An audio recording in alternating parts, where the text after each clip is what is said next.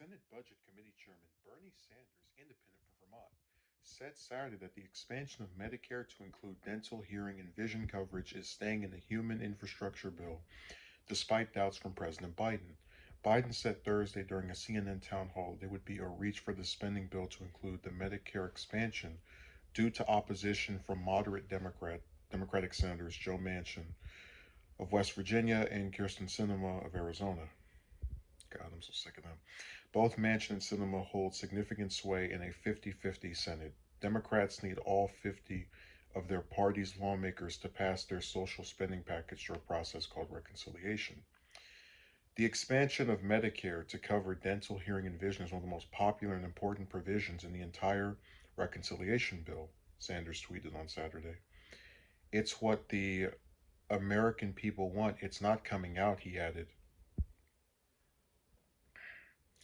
Biden said during the town hall that he supports the idea but is just not sure if it will get done. That's a reach, and the reason why it's a reach, I think it's a good idea, and it's not that costly in relative terms, especially if you allow Medicare to negotiate drug prices, Biden said. But here's the thing. Mr. Manchin is opposed to that, as is, I think, Senator Sinema. He explained Manchin was opposed to the expansion of Medicare because he doesn't want to further burden Medicare because it will run out of its ability to maintain itself in X number of years.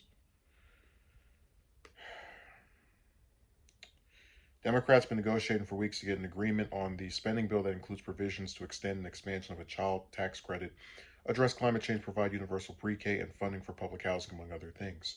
Manchin balked at the original 3.5 trillion price tag, and the party's leaders have scrambled to come to an agreement on a pared down package, which may wind up in the 1.9 trillion to 2.2 trillion range. I'm going to stop reading this article because that's enough. So these are the kind of stories that remind me of how being a politician is like asking for a job where people will never be pleased with you no matter what you do. There are a lot of left wing people on this website, to myself included, who believe that Sanders doesn't do enough to further the things that he supports. So a lot of us would say it's good that he put out this tweet, and it sounds like this strong rebuttal to getting rid of this part provision of the bill, expanding Medicare to cover those different things, dental, hearing, and vision, which is something that he supported during his presidential campaign. But what good is a tweet that says that when you have two people, Sinema and Manchin, who oppose what you're trying to do, who have this very significant influence on the Senate by virtue of how tiny the majority of Democrats have even is, where it's basically, it really isn't even majority. It's split in half, and they have a Democrat as the vice president to supposedly be a majority. But I just wish that Sanders would go up to Biden and say, why don't you confront Manchin over this? Why don't you tell him and go to his state and rally and use your influence as commander in chief and as one of the most influential lawmakers by virtue of being president, to go to his state and say, hey, look, this is someone that I'm sure you guys like, but he is refusing to expand Medicare for the purpose of giving you dental care, aid with both your hearing and vision, because of some weird grandstanding position on economic issues, which, if he actually cared about, he wouldn't have voted for multiple military budgets that were billions of dollars.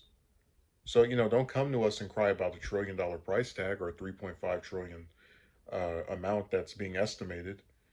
I mean, I just wish that Sanders would get with Biden, they would partner up, and if they were serious about passing this stuff, they would put pressure on the same two douchebags that have stopped them from doing pretty much everything since January.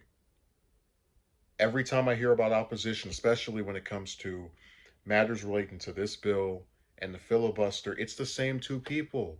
And putting out tweets, I just don't think is enough. And that's why a lot of left wing people and progressives alike are sick of this drivel. It's just a game of words. I want to actually see some steps to influence these same two obstacles to progress to actually go in the direction of progress.